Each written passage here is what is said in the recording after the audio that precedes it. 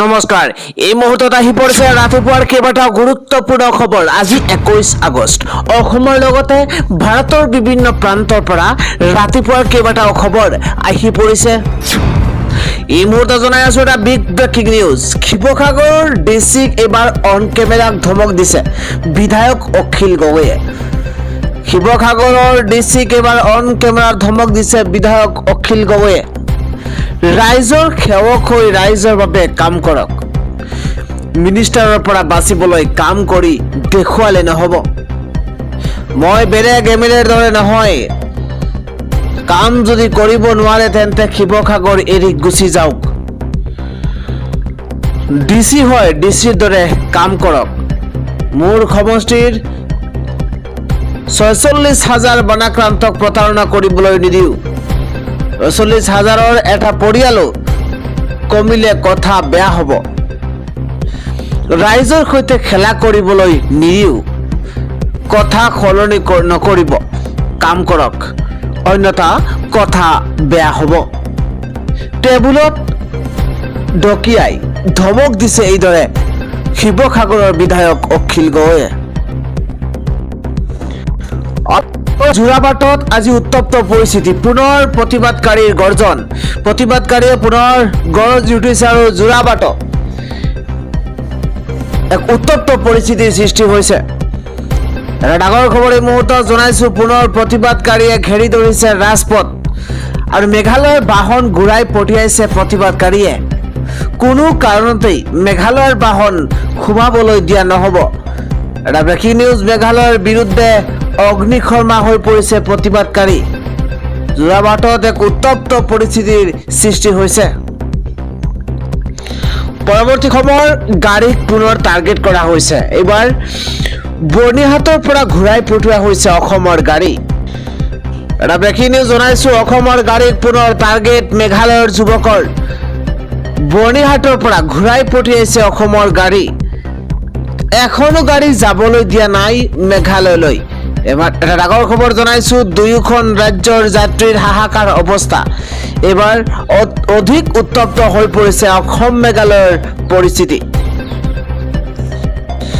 এফালে যোৰাবাটত প্ৰতিবাদ আৰু আনফালে বৰ্ণিহাটত প্ৰতিবাদ। অসমৰ ৰেজিষ্ট্ৰেশ্যন সকলো বাহনত বাধা প্ৰদান। অসমৰ ৰেজিষ্ট্ৰেশ্যনৰ সকলো বাহনতে বাধা প্ৰদান কৰা হৈছে। খাচী ছাত্ৰ সন্থাৰ পিছত এইবাৰ খাচী গাৰো পিপল ফেডাৰেশ্যনে প্ৰতিবাদ কৰিছে।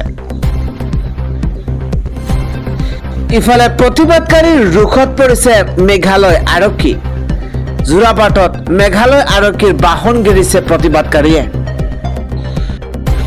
মেঘালয় আৰক্ষীক জবাবদিহি কৰিলে অসমৰ চালকে।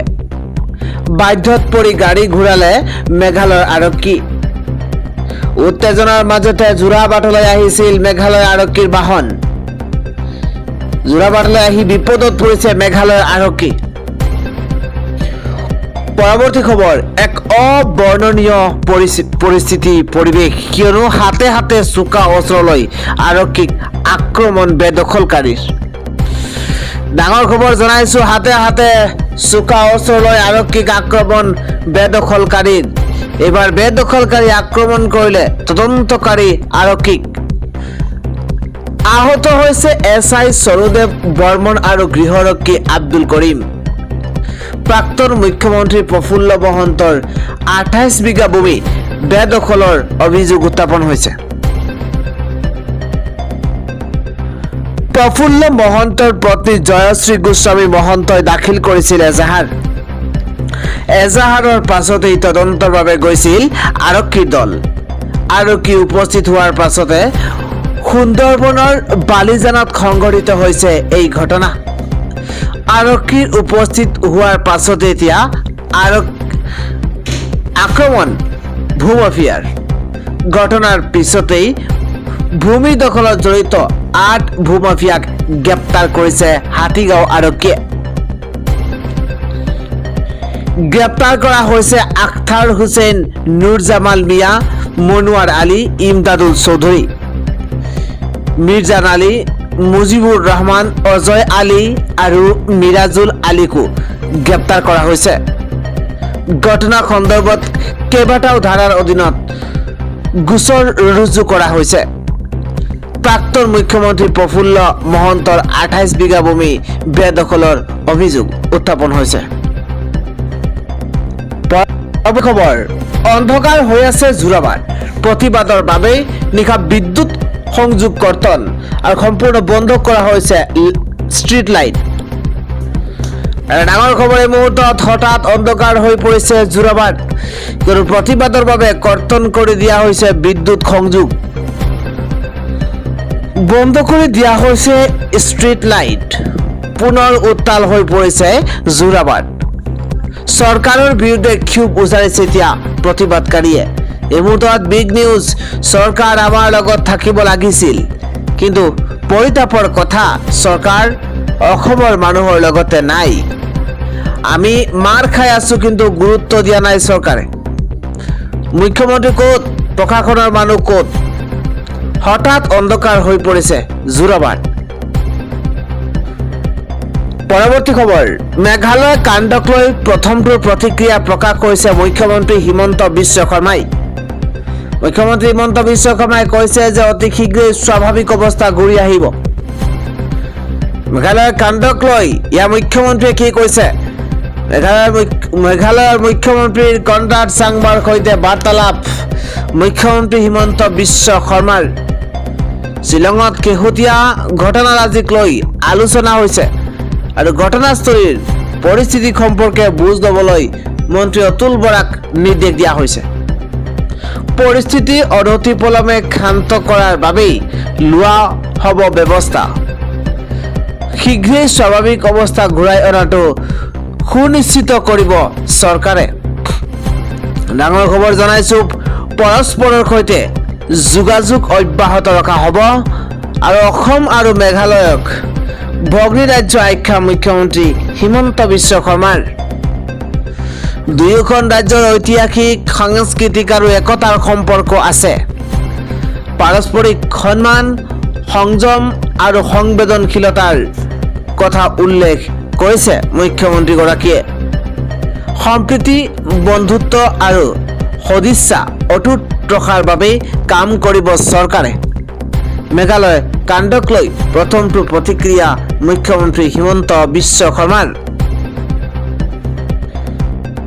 পৰৱৰ্তী খবৰ বানাক্ৰান্তক সহায় কৰিবলৈ যোৱা ইউটিউবাৰ সময় গগৈক বাধা প্ৰদান কৰা হৈছে। এবাৰ বিহুবৰ চাহ বাগিচা কৰ্তৃপক্ষৰ দাদাগিৰি, তেওঁলোকে দাদাগিৰি কৰিছে আৰু বানাক্ৰান্তক সহায় কৰিবলৈ যোৱা সময় গগৈক বাধা প্ৰদান কৰা হৈছে। বিগ ব্ৰেকিং নিউজ, ডাঙৰ খবৰ জনাইছো, বানাক্ৰান্তক সহায় কৰিবলৈ যোৱা সময় গগৈক বাধা প্ৰদান কৰা হৈছে। এবাৰ গৃহ নিৰ্মাণৰ বাবে লৈ যোৱা সামগ্ৰী নিয়াত বাধা দিয়া হৈছে। গুৰুত্বপূৰ্ণ খবৰ, বিহুবৰ চাহ বাগিচা কৰ্তৃপক্ষৰ দাদাগিৰি। এইবাৰ কমল চাপৰিৰ প্ৰৱেশত বাধা প্ৰদান কৰা হৈছে বাগিচা কৰ্তৃপক্ষৰ। নাজিৰাৰ কমল চাপৰিত গৃহ নিৰ্মাণৰ কাম চলি আছিল সময় গগৈৰ, আৰু গৃহ নিৰ্মাণৰ বাবে বাঁহ কঢ়িয়াই নিয়া এখন গাড়ী লৈ গৈছিল সময় গগৈ। বাগিচাৰ মাজেৰে কমল চাপৰি প্ৰৱেশ কৰিব বিচাৰিছিল সময়ে, আৰু তাৰ পিছতেই দাদাগিৰি সময় গগৈক প্ৰৱেশ কৰিবলৈ দিয়াত বাধা দিয়া হৈছে। পৰৱৰ্তী খবৰ, বন্ধুক সলনি কৰিব পাৰি, কিন্তু প্ৰতিবেশী সলনি কৰিব নোৱাৰি। গুৰুত্বপূৰ্ণ খবৰ জনাইছো, মেঘালয় কাণ্ডক লৈ প্ৰথমটো প্ৰতিক্ৰিয়া প্ৰকাশ কৰিছে মন্ত্ৰী পীযুষ হাজৰিকাই। পীযুষ হাজৰিকাই কৈছে যে বন্ধুক যিকোনো সময়তে সলনি কৰিব পাৰিব, কিন্তু প্ৰতিবেশীক কেতিয়াও সলনি কৰিব নোৱাৰি। অসম মেঘালয় দুইখন ৰাজ্যৰ প্ৰতিবেশী। সমস্যা সমাধানৰ বাবে আলোচনাৰ মাধ্যমেৰে আগবাঢ়িব লাগিব। এই দুটা দুষ্কৃতিকাৰীৰ বাবে গোটেই মেঘালয়ক বেয়া পাব নোৱাৰিব, মন্তব্য কৰিছে এইদৰে মন্ত্ৰী পীযুষ হাজৰিকাই। অসম চৰকাৰৰ মন্ত্ৰী পীযুষ হাজৰিকাৰ মন্তব্য, বন্ধু সলনি কৰিব পাৰি, কিন্তু প্ৰতিবেশী সলনি কৰিব নোৱাৰি। অন্য এটা খবৰ হৈছে অন্বেষাক নিষিদ্ধ সামগ্ৰী দিয়া অংকিত দাসক ইতিমধ্যে গ্ৰেপ্তাৰ কৰা হৈছে। অন্বেষা শইকীয়াক নিষিদ্ধ সামগ্ৰী যোগান ধৰা অংকিত দাসক গ্ৰেপ্তাৰ কৰা হৈছে। বিগ ব্ৰেকিং ডাঙৰ খবৰ। যোৰহাটৰ মাছৰহাটৰ মিলন নগৰত গ্ৰেপ্তাৰ কৰা হৈছে অংকিত দাসক। বৰ্তমানলৈকে 4গৰাকী অভিযুক্তক গ্ৰেপ্তাৰ যোৰহাট আৰক্ষীৰ। গুৰুত্বপূৰ্ণ খবৰ। স্বাস্থ্য পৰীক্ষাৰ বাবে অংকিত দাসক যোৰহাট মেডিকেল কলেজ হস্পিটেললৈ লৈ অনা হৈছে আৰু আৰক্ষীৰ বেষ্টনীত মুখ ঢাকি তত পোৱা নাই অংকিতে। আমাৰ ল'ৰাৰ কোনো দুখ নাই বুলি মাকৰ আস্ফালন। মাতৃ অন্বেষাৰ চৰিত্ৰৰ ওপৰত প্ৰশ্ন তুলি পুত্ৰক ক্লিন চিট। অন্বেষা শইকীয়াক নিষিদ্ধ সামগ্ৰী যোগান ধৰা অংকিত দাসক গ্ৰেপ্তাৰ কৰা হৈছে। পৰৱৰ্তী খবৰ। আজি উজনিৰ বান বিধ্বস্ত 4 জিলাক লৈ মুখ্যমন্ত্ৰীৰ সৈতে বৈঠকত বহিব মুখ্যমন্ত্ৰী হিমন্ত বিশ্ব শৰ্মা। দিনৰ 11 বজাত প্ৰধানমন্ত্ৰীৰ বাসভৱনত নৰেন্দ্ৰ মোদীয়ে বৈঠকত বহিব মুখ্যমন্ত্ৰী।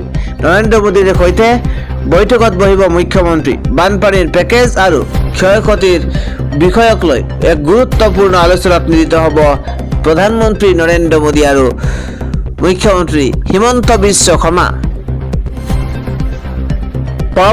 জম্মু কাশ্মীৰ ভাৰতৰ গুৰুত্বপূৰ্ণ অংশ।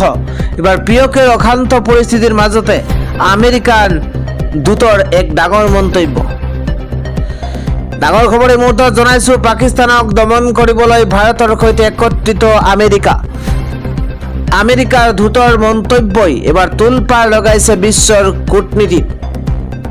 প্ৰথমবাৰলৈ জম্মু কাশ্মীৰ ভাৰতৰ অংশ বুলি ক'লে আমেৰিকাই। পিয়কে অশান্ত হৈ থকাৰ সময়তে আমেৰিকাই থিয় দিছে ভাৰতৰ কাষত। এবাৰ ৰাষ্ট্ৰদূত চাৰ্জিঅ' গড়ৰ মন্তব্যত কঁপিছে পাকিস্তান। মুখ্যমন্ত্ৰী উমৰ আব্দুল্লাক সাক্ষাতৰ পাছতেই এই মন্তব্য। এটা ব্ৰেকিং নিউজ। ডনাল্ড ট্ৰাম্পৰ প্ৰতিনিধি হিচাপে শ্ৰীনগৰত উপস্থিত চাৰ্জিঅ' আৰু 15 বছৰ পাছত জম্মু কাশ্মীৰ ভ্ৰমণলৈ আহিছে আমেৰিকাৰ ৰাষ্ট্ৰদূত। পূৰ্বৰ ভ্ৰমণসূচীত জম্মু কাশ্মীৰক লৈ নিমাত আছিল আমেৰিকা। কাশ্মীৰক বিবাদভূমি নহয়, ভাৰতৰ অংশ বুলি স্পষ্ট চাৰ্জিঅ'ৰ। জম্মু কাশ্মীৰৰ নিৰাপত্তাক লৈও প্ৰশংসা আমেৰিকাৰ ৰাষ্ট্ৰদূতৰ। ট্ৰেভেল এডভাইজৰী শিথিল কৰাৰ সংকেত দিছে আমেৰিকাই, যাৰ ফলত আমেৰিকাৰ পৰ্যটক অহাৰ পথ সুচল হ'ব জম্মু কাশ্মীৰত। ট্ৰেভেল ৱাৰ্নিং পুনৰ নিৰীক্ষণ কৰিব আমেৰিকাই, যিয়ে ভাৰতৰ সৈতে অধিক শক্তিশালী কৰিব আমেৰিকাৰ সম্পৰ্ক। খবৰ। টিএমচিয়ে বান্ধি দিছে সাংসদৰ চৰ্ত। এবাৰ 5টা গুণ যদি আছে বা হ'ব পাৰে নগাঁৱৰ সাংসদ, যদি 5টা গুণ আছে যদি তেন্তে হ'ব পাৰিব নগাঁৱৰ সাংসদ। এটা বিগ ব্ৰেকিং ডাঙৰ খবৰ। নগাঁৱৰ লোকসভা সমষ্টিত প্ৰাৰ্থী দিব তৃণমূল কংগ্ৰেছে। আজিৰ পৰা 30 ছেপ্টেম্বৰলৈ কৰিব পাৰিব প্ৰাৰ্থিত্বৰ আবেদন। লোকসভাৰ প্ৰাৰ্থীৰ বাবে 5টা চৰ্ত বান্ধি দিছে তৃণমূল কংগ্ৰেছে। টিএমচিয়ে প্ৰতিজন উচ্চ শিক্ষিত হোৱাটো বাঞ্ছনীয়। ইংৰাজী আৰু হিন্দী খলখলীয়াকৈ ক'ব পাৰিব লাগিব। PM হ'লেই নহ'ব, ৰাইজৰ প্ৰতি দায়বদ্ধ হ'ব লাগিব। সমাজৰ বাবে তেওঁৰ ভিতৰত একোটা জুই জ্বলি থাকিব লাগিব। প্ৰতিজন উচ্চ শিক্ষিত হোৱাটো বাঞ্ছনীয়। ইংৰাজী আৰু হিন্দী খলখলীয়াকৈ ক'ব পাৰিব লাগিব। PM হ'লেই নহ'ব, ৰাইজৰ প্ৰতি দায়বদ্ধতা থাকিব লাগিব বা দায়বদ্ধ হ'ব লাগিব। সমাজৰ বাবে তেওঁৰ ভিতৰত একোটা জুই জ্বলিব লাগিব। টকাৰ অবিহনেই কৰিব পাৰিব প্ৰাৰ্থিত্বৰ আবেদন। 5 টকীয়া এখন মেম্বাৰশ্বিপ কাৰ্ড থাকিলেই কৰিব পাৰিব আবেদন। আবেদনৰ বাবে নাথাকে কোনো মাচুল, খৰচ নহয়, টকা পইচাও নালাগে। টিএমচিৰ অসম প্ৰদেশৰ সভাপতি শ্বেৰমান আলী আহমেদৰ তৰফৰ পৰা এই ডাঙৰ ঘোষণা। পৰৱৰ্তী খবৰ, 25 আগষ্টৰ পৰা 72 ঘণ্টা জুৰি ONGC বন্ধৰ ঘোষণা কৰা হৈছে। ONGCক লৈ বহিৰাগতৰ লবিৰ ষড়যন্ত্ৰ চলিব নিদিয়াৰ হুংকাৰেৰে বন্ধৰ ঘোষণা কৰিছে আৰ্টাছুৱে। 12 বছৰে এজনো থলুৱাক ONGCয়ে নিযুক্তি নিদিয়াৰ অভিযোগ উত্থাপন হৈছে। প্ৰতিবাদ ঘোষণা কৰি এই হুংকাৰ আৰ্টাছুৰ সভাপতি এগৰাকী বসন্ত গগৈ। খবৰটো হৈছে ঘৃণামূলক ভাষণৰ গোচৰ। এবাৰ জিলা আদালতৰ সমন মানি নচলা আৰু আওকাণৰ অভিযোগ উত্থাপন হৈছে। সাংসদ মহুৱা মৈত্ৰৰ বিৰুদ্ধে গ্ৰেপ্তাৰ পৰোৱানা জাৰি কৰা হৈছে। পৰৱৰ্তী খবৰ, ক্ষতিগ্ৰস্ত বিদ্যালয়লৈ এইবাৰ চাকিৰাৰ $1.25 মিলিয়ন সাহায্য।